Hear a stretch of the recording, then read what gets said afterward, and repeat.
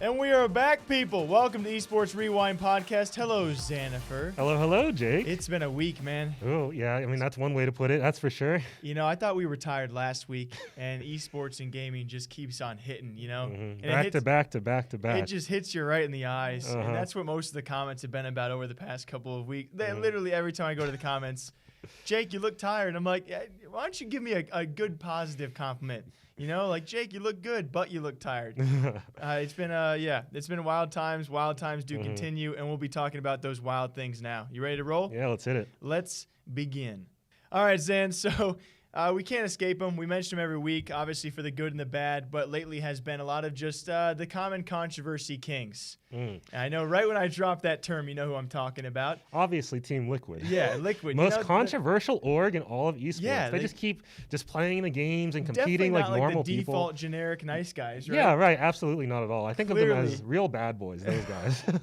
That's going to be FaZe Clan. Controversy kings, the kings of drama, the bad boys of esports, whatever you want to refer to them as. I thought today would be a good time to kind of wrap up. Last week we talked about kind of trusting FaZe Clan. I thought we brought to light some great points as, yes, they do some great things, some not so great things, and hopefully from a viewer/fan perspective, you guys can maybe understand from a news outlet or from our side of things why it can be hard to trust people after time and time again. Now, to light, of course, this week, after, ironically, this podcast is pre-recorded, once that last episode went live about trusting FaZe Clan, literally like the day before the episode dropped. So people don't realize the podcast is 1 week pre-recorded. So ironically enough, the same, just within 24 hours of that podcast being recorded, now we have FaZe Banks coming out 4 years after the fact, going into detail about owning and operating a CSGO gambling website, one that was tied to a lot of controversy, a lot of scandals, accusations, but some pretty serious ones. And a lot of large figures in the esports community probably know how daunting that does look, especially when he dropped it out of nowhere. So kind of just a tie into all of this, with all of the controversy, why these guys are the controversy kings. And I don't think I need to explain it, but I feel like I do just for future tense to look back on. We talked about a couple weeks back the fact that of all the Fortnite organizations, FaZe Clan has had the most accusations, rule breakers, or people actually banned, whether temporarily or permanently. Yeah, shockingly, the most dramatic permanent ban we've ever seen. We've seen 7 Fortnite figures from FaZe Clan alone face accusations, actually be banned, or break the rules as well. Obviously, Jarvis being permanently banned, a couple of others only facing temporary bans. Along with that, a couple of FaZe lawsuits, one still at least ongoing. One FaZe lawsuit we broke down about some office furniture, the other one obviously involving Tfue. The office furniture one in particular. Such a random, who even, and then, of course, we throw in Cloaksy. Could be a potential one. We talked about him last week. He talked about his bad dealings with FaZe Clan. And then, on top of everything I just mentioned, we throw in FaZe Banks admitting to all of this. And that is simply, I don't know where I was going to go with this. I just wanted to put everything out there and really I wanted to vent. I don't know if you have any 2 cents on this, and I apologize to not really set you up for much. No, you're good, my guy. I think it's fair. I mean, you brought up tons of fair points. We have to be very clear that although we like FaZe, they are a very drama-filled organization, and rightfully so, because they do a lot of things that are walking a very gray line at times. Especially in esports. Yeah, absolutely. It's lines we never really see crossed, but if it's going to be crossed, it's been FaZe Clan time and time again. And I don't know. I don't know where this is going. I just hope people can understand that it's very tiring for people to call, I've seen a lot of, I try and avoid the bad comments, but they do get to everybody. I just am sick of tired of people saying oh, you're targeting FaZe Clan. No. FaZe Clan does not operate or actually make the news like any other esports organization. We don't talk about other esports organizations doing this stuff. Because they don't do it. Because they don't do this stuff. And so I just wanted to get across, yes, they're the controversy kings. They're the bad boys. They do a lot of great things, progressive things. On that same note, I just got my FaZe X NFL t-shirt in the mail. 5 minutes before I came into the office. Yeah. I just got the email saying mine's shipped out today. So yeah, for sure. So we both do. We actually really enjoy a lot of the things they do, but hopefully people can understand that if anyone out there did this stuff, we would cover it just the same. Absolutely. So controversy kings continue to be all around FaZe Clan. All right, Jake, next up is probably the biggest story for the fighting game community for the rest of the year, and one that's going to be revisited in the years to come, is EVO 2020. For those of you who are not familiar, like many other tournaments, EVO recently announced that they were going online. For the fighting game community in particular, fans are like, aha, so it's not a tournament then. That was the general consensus, because fighting games, you can't play them online, really. It's just hard to do it in any fair and balanced competitive format. And we're finding out the same thing for traditional esports as well. Unfortunately, the big games too. Yeah, seeing tons of problems pop up everywhere. But the organizers for EVO today just released some new information on how exactly the online format is going to pan out, and it's very different to past EVOs. So normally EVO is a weekend event, starts on like a Friday, ends on a Sunday. This time it's going to be split across 5 weekends. Jesus. Yeah, that's a lot. It's a big change. It's a lot. Yeah, it's starting on July 4th and going until August 2nd. And they've changed the entire roster of games being played, completely, and all the formatting for them. So for those of you who aren't familiar with EVO, normally it's an entirely open bracket event. Anybody can just walk up and compete. Obviously, that means you're going to have thousands of people competing, and the pros usually rise to the surface. But this kind of format allows underdogs to come up out of nowhere and just have some great storylines built off of people coming up from places like Pakistan and just dominating. It's insane, right? This year they've completely flipped things, and all of the major games are not open to the public. So games like Street Fighter, Tekken, Grand Blue, Under Night. We don't know if they're invitationals per se, but we know that they're not open to the public. The ones open to the public are where things get a little interesting, where we have MK11, which, it's Mortal Kombat. We've got Killer Instinct, which came out years and years ago. We have Them's Fighting Herds, which is the My Little Pony fighting game. Nice. Yeah, gotta get that representation in there. And then we've got Skullgirls, which, great fighting game. And the thing that's important to note here is these are all the fighting games with competent netcode. These are all the ones that work so people can actually play them and it'll be fine. And that's why they're the only ones I'm thinking they're allowing into the open bracket. Well, at least they took into consideration.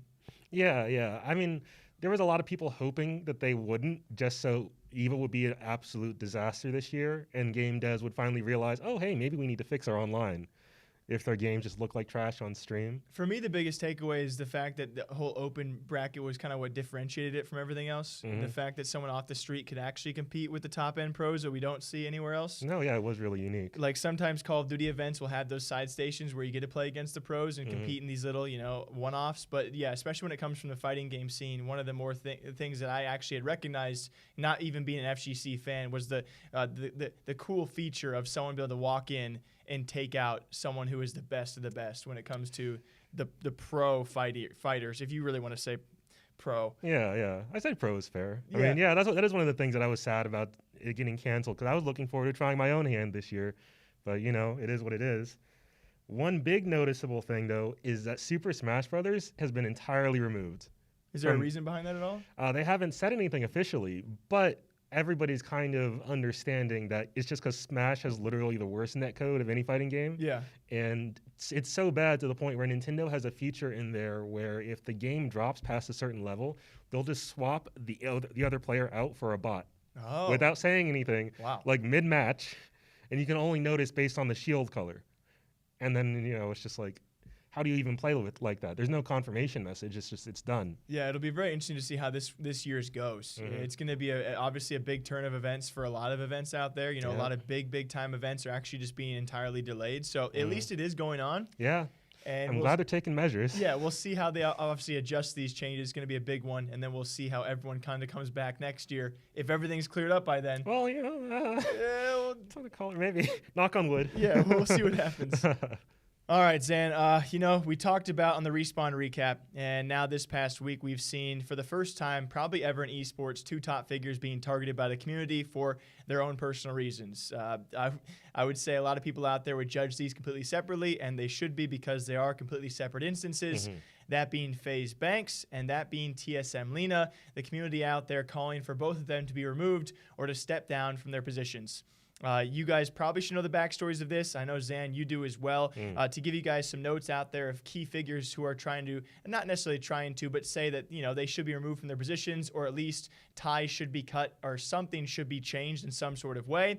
When it comes time for TSM Leena, we have Richard Lewis, we have Thorne, Monte Cristo, plenty of community figures out there saying that she should have her ties to the League of Legends competitive side for TSM completely severed because of her potential conflict of interest with her boyfriend, who is actually a current pro player for their TSM League of Legends roster, that being Doublelift. And then when it comes to FaZe Banks, we actually have ESPN's very own Jacob Wolf, who you rarely see take these kind of spicy, like angry notions. He raised his voice. Yeah, like when he went up like 5 decibels. When he breaks his stone character, that something it has really triggered him. And so, ESPN Esports, obviously top of the line when it comes to established news outlets out there. He himself even had borderline, I don't want to say this in a wrong way, a hit piece in a sense, right? Going after FaZe Banks, saying he should not be a representative for FaZe Clan and he should see the door.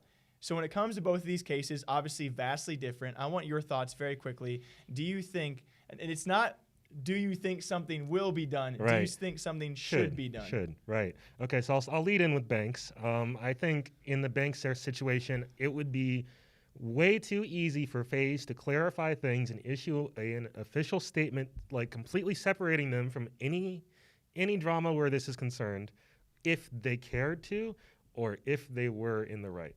It'd be way too easy to be like, hey, yeah, no. Just flat out, no, not involved.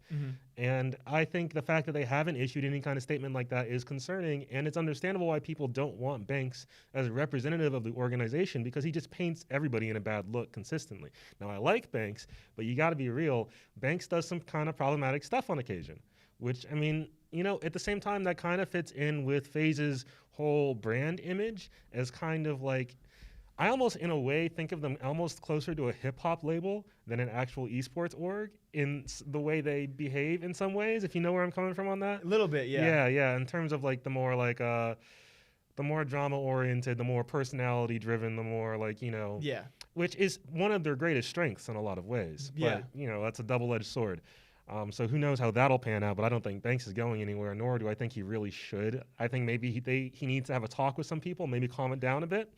But I don't think he needs to go anywhere. Don't get this twisted either, guys. Obviously, if we were FaZe Clan and we operated in their way and I was a head figure at FaZe Clan, I would, I don't know if this comes across the wrong way, but, I would probably be acting the same way. I would not be responding. I would not be moving anyone anywhere because you don't have to. They've really built that, like you said, that image for themselves.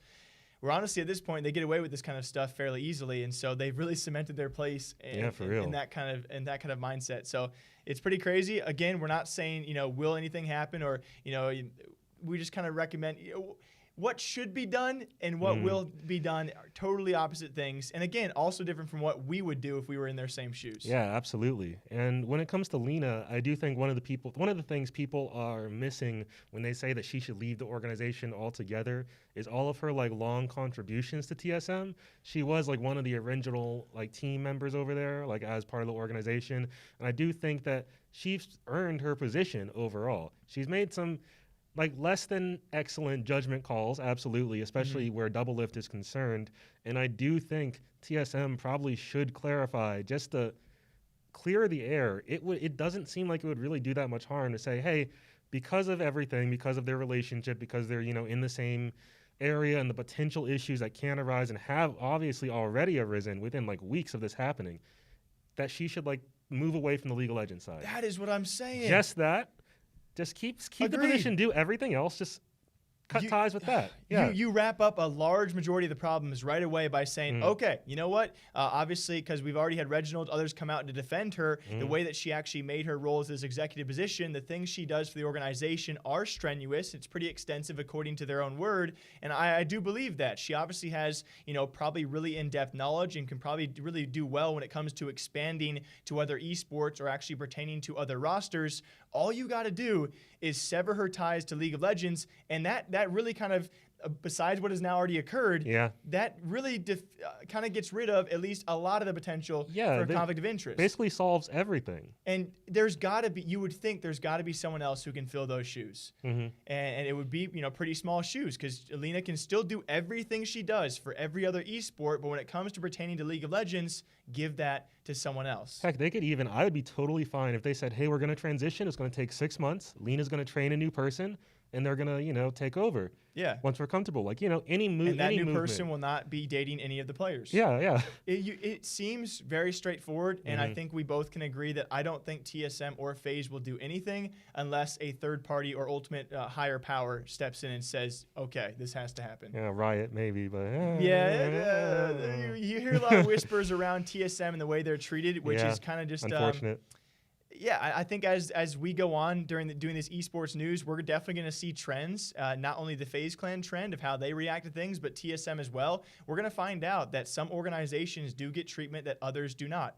And I think we'll slowly unravel those, and hopefully we can all have a fair outtake and a kind of outlook on everything and really just digest it, and we'll take it as it is. So we're not really sure what TSM or FaZe Clan will do, what they should do.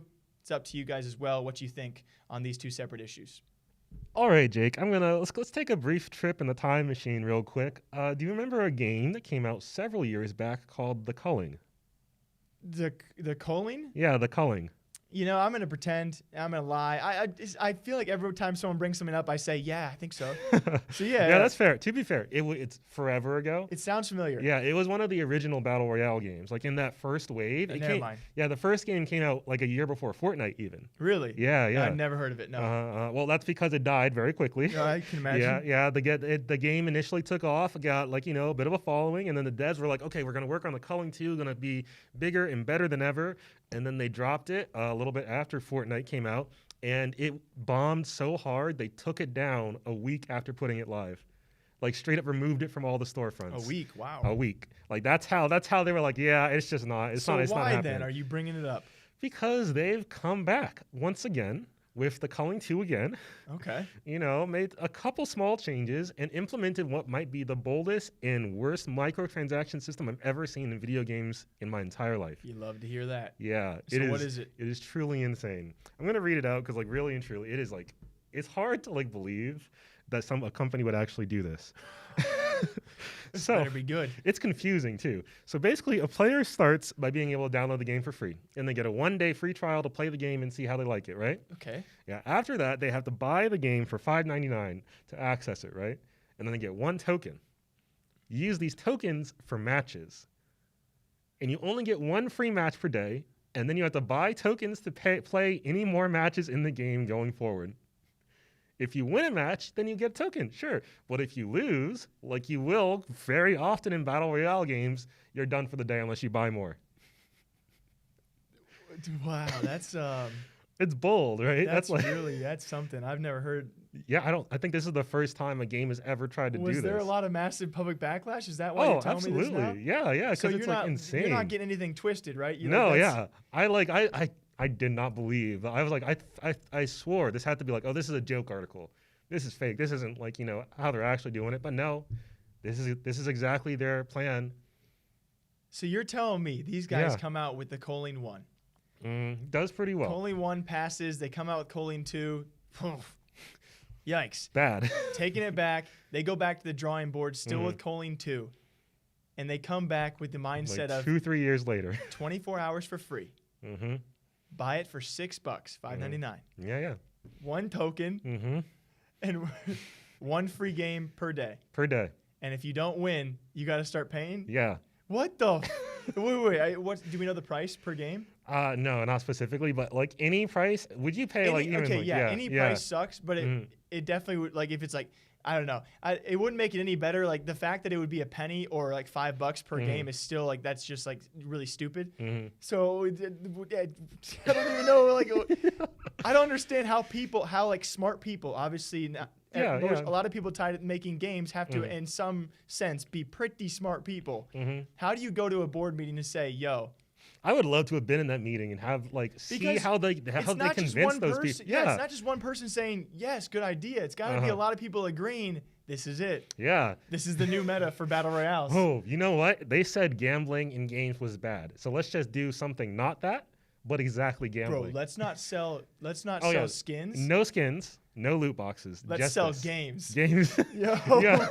Like every game you play is a brand new copy of the game. Right, yeah. Like Jesus even like Christ. Especially it's so weird in like a battle royale game of all places because you can lose a game in like minutes, if not seconds. Oh, you can lose it off spawn. You can off landing. What? And then all of a sudden, okay, yeah, so that's like whatever. Like let's assume it's 99 cents. Okay, that's $1 gone. I spawned in the wrong place. Oh well, gotta feed the game another $1. It almost seems like their sense. Oh wow. I think I'm actually a genius. Sorry, you know, actually, I thought of like my old family reunions. We'd go to hotels, and of course, the first thing all the kids do is go to the arcade room. It almost sounds like they took the vintage arcade machine model, and they're like, "Yo, you want to pay every time you play? Yeah, let's put it's that." It's like they took that and then forgot. Oh, arcades are dying, and people don't like doing that. There's a reason why arcades are like pretty much almost nowhere now. Yeah, dude, that was actually what they thought. Yeah, and they're like, "Yo, the nostalgia alone that's is just worth it." That's just dumb enough like, to put a potentially quarter in every time. Oh my god, it's just like I'm sure. It's just nuts. Are they still live? Are they still out there? They're still trying, although literally everyone has been like, "What the heck are you doing? This is the dumbest thing." Dude, it feels good. We just broke down possibly the worst microtransaction ever in gaming on the podcast. Let's see. You heard it here first. You heard it here first. Give it 5 months. Give it 5 months. Next week they're like 60 million in rev. Just like people are just paying. Oh my god. Yeah, when Fortnite drops on PS5, they're gonna be like, "Okay, boys, Choline 2. Yeah, you saw that. That's a good model. Now you got to pay to get into your battle pass every time you want to see how far you've progressed." Imagine. All right, we'll see what the future of Choline 2 is, guys. Possibly the worst microtransaction. Probably dead within 2 weeks. I'm calling it.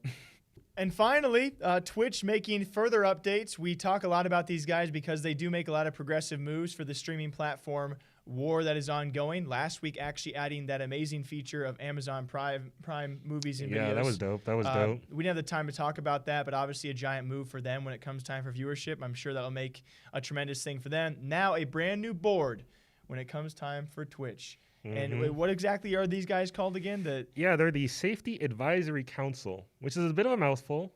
You know, not exactly the easiest thing to roll off the tongue. Not at all. Safety Advisory Council. I don't expect anything to come from this. I'm going to take that bold stance right now, Zan. Do you want to break down for the people, though, exactly what their goal might be with this thing? Yeah, generally speaking, I'll read a quick quote from Twitch on this front. They say, "When developing this council, we felt it was essential to include both experts who can provide an external perspective as well as Twitch streamers who deeply understand creators' unique challenges and viewpoints."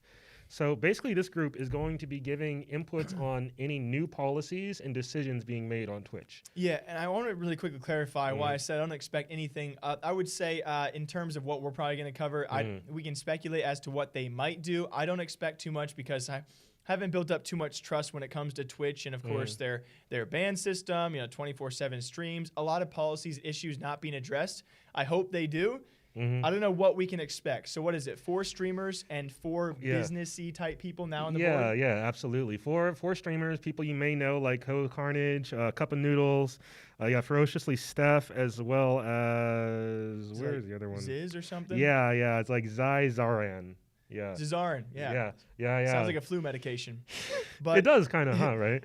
But, and then we've got a bunch of representatives from the business community that are involved in stuff like anti-bullying and freedom of expression on the internet and stuff like that. Obviously very important when it comes to the ban policies, right? Absolutely. So certainly stuff you want to have mindsets and great minds behind. And they've also updated a lot of their policies, especially as of late. I think just last month there was a nudity policy that was updated. So I'm very curious what these 8 people are going to really do. I would hope for in the future more of an active role when it comes time for ban by ban, especially for more well-known streamers. And still often now, I don't know if we'll ever see it when streamers get banned from the site. Often the transparency comes down to that streamer sharing the email that described why they were banned, and obviously for good reason. A lot of streamers aren't going to share that email. Yeah, of course. And so we'll see a lot of streamers out there get banned, No one has any idea why, never sees the clips. They come back, and then, of course, nothing ever comes of it. As a news outlet, we would love to know if someone out there is, saying things they shouldn't say or doing things they shouldn't do. And it really comes down to the streamer a lot of the times actually sharing that stuff. And besides all that, we see a lot of non-bans, subjective bans. Yeah, that's a lot I of want really them to weird touch on. stuff. And I think they kind of almost have to in this sense. And I think this is why they're bringing on streamers. Because in the past, there's never been a face at Twitch where you can go like, oh, hey, this person, what's going on here, right? Yeah. It's always like Twitch, people just reach out into the void and shout at Twitch and say like, hey, what's going on, right? But the fact that people like Carnage are involved means that I think bans are going to come into the rotation at some point, especially with new policies, because I think the only reason Twitch has gotten away with their inconsistent policies so far is because their primary focus has been esports and gaming. However, now they're branching out more into like the celebrity realm and entertainment and doing actual concerts and stuff there. And that type of policies will not fly in literally any other industry. Twitch would catch like a lawsuit so quick and like probably lose, realistically speaking, if like let's say Travis Scott said a no word and Twitch was just like, oh, we don't like you, bye. Yeah. That'd be a wrap, and advertisers certainly wouldn't like that either. If they're advertising somewhere and then all of a sudden their ad is pulled off of that channel and they don't know why and the person doesn't know why. And yeah, I guess the biggest takeaway I take from this is that they now have 8 new spokesperson or spokespeople. I mainly focus on the streamers. I really wish there would have been, more of the, most subscribed to streamers or most viewed streamers possibly joining this board, because then they become public figures to actually speak out or for certain bans. Realistically speaking, I imagine those people just wouldn't be interested. You wouldn't want that, right? Yeah, if you're like a Summit, or if you're like, even an Anomaly, now one of the most subscribed, or Nick Merckx or Dr. Dis, I imagine, I can't speak for them. I imagine you would not want to be a public, transparent figure for Twitch, because then all of a sudden you have people saying, why did you do this? And you're not really responsible, but you're a spokesperson for Twitch now. No, yeah, you're on the board that's supposed to be handling policy and moderation and stuff. And I imagine that's why the streamers they got are the streamers they got. Yeah, and probably. I'm sure there was a lot of no's said, but again, that's not to discount these other streamers. They're big personalities. No, I'm great glad people stepped up to take the role. Yeah. I just hope they can fulfill that role. And again, we're just speculating as to what they can do. I think a lot of it will be behind the scenes work when it comes to mental health, anti-bullying, those kind of things. I just hope in the future we see more transparency from Twitch when it comes to the bans. That's my biggest issue with them and has been for quite some time. Yeah, I think we're going to have to, and sometime in the near future, with how Twitch is kind of expanding beyond its former purview. It's only getting bigger. Yeah. They're only making more improvements.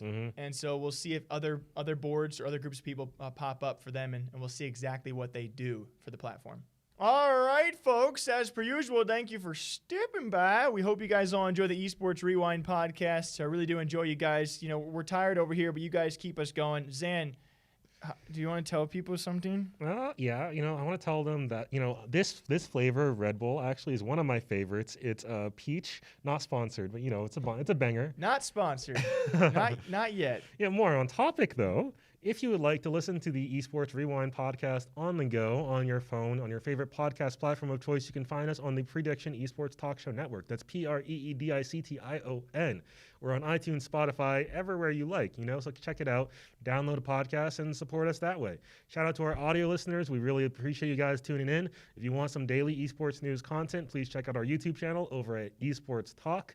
Everybody, we love hearing from you. So by all means, keep leaving us comments, keep sending us messages. We really appreciate all the support and all the well wishes for the bags under Jake's eyes. Oh, you had to sneak that in. Yeah, I had to a little bit, yeah. But anyway, you can find us on Twitter at talk_esports or on Instagram at esports_talk. Or if you'd like some more esports news content, by all means, check out esportstalk.com. Wow, that was nice. That was really good. I think you got a record there. Yeah. Until next time, we hope you guys all enjoy the Esports Rewind podcast. Same time, same day, every single week. Until next time, take care of yourselves, all right? Be clean, be healthy, stay hydrated. Wash your hands. We'll see you guys next time.